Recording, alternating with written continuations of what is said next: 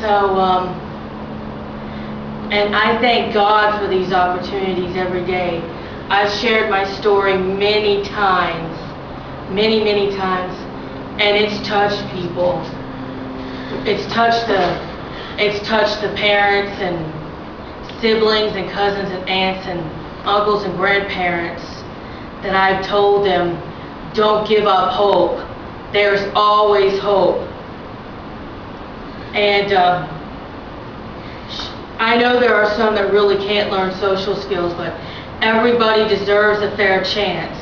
It's like my mother always says, equal opportunity does not mean equal outcome. Everybody should have the same opportunity, but if the same outcome does not happen for everybody, so be it. At least you tried. So, in fact, I remember after the class presentation, I had this girl come up to me and say to me, "Thank you for sharing your story. I can't imagine what it'd be like to. I can only imagine what it would be like to go up there and share my story." And I thought it was nice of her to say that, but I was like, "Oh, honey." But I was thinking to myself, "Oh, but honey, I stopped hiding who and what I am a long time ago." 'Cause see, as I've gotten older, I've gotten to the point where I really could hide that I have Asperger's if I wanted to. But the thing is, I don't want to, because it's a part of who and what I am. And I've been down the path of self-hatred, and I do not want to go down that path. Self-acceptance is a much better path, a path of light. And let me tell you something. It does not matter how many people accept you. If you don't accept yourself, it'll never be enough. But when you accept yourself, it doesn't matter how many people accept you, because you know that you're all right regardless of what they think. And you know that the people who really do matter do accept you, and that God accepts you. And I pray that those of you who are watching that don't know the Lord, I pray you come to salvation so that you can know God's acceptance.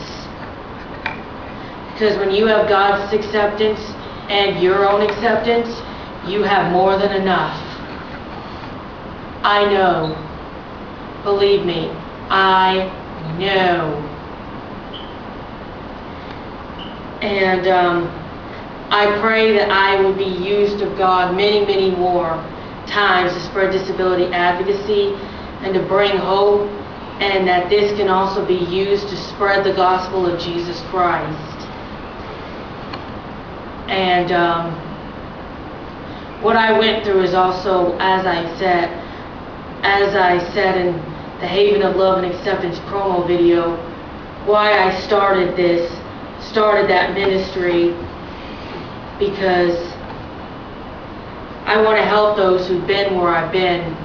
I made a promise when I was in grade school that if I ever received a breakthrough, if people ever stopped making fun of me and started accepting me, that I would never forget where I came from, and that I would help others who were in the boat where I once was.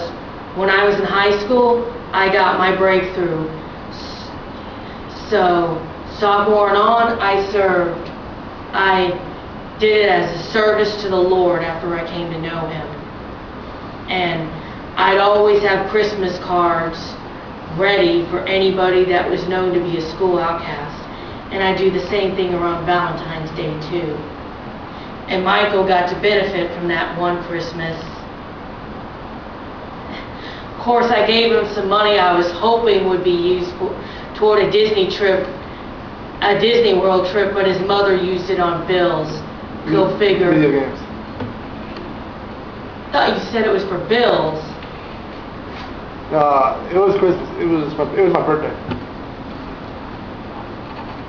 It was something. Yeah, I forgot. It was Christmas, I remember. I'd given it to you for Disney World. No, that was your sister's car trip. My car trip wasn't Disney World. It was someone else. It was New York. Oh, I remembered you saying you wanted to go to Disney World. Whatever. Well, whatever the case may be. Sorry, folks, we're getting into discussion, but hey, can you tell we're good friends, and that's why we have these back and forths every once in a while? Yeah. So, anyways, and I don't believe I've ever said this, but I brought up Kayla, but I didn't mention that in 6th grade, Michael also was one of the reasons I didn't commit suicide, because we'd become pretty good friends, and I had a few other friends I didn't see that much, but I'd made, and he was a good one, and so I thought about what would he think if I killed myself, and he was also one of the reasons I couldn't kill myself. So he also is one of the people I owe my life to. Granted, later on we had some rocky times, and there were times he wasn't such a good friend, and that time we split, but you know, he still had a part in saving my life in grade school, and we have a very, very good friendship now. I can't thank him enough. But I just wanted to say that while he was here videoing this. But I want to now turn to giving advice to those of you with Asperger's and any other people with disabilities that are having trouble accepting who they are and they are trying to hide it.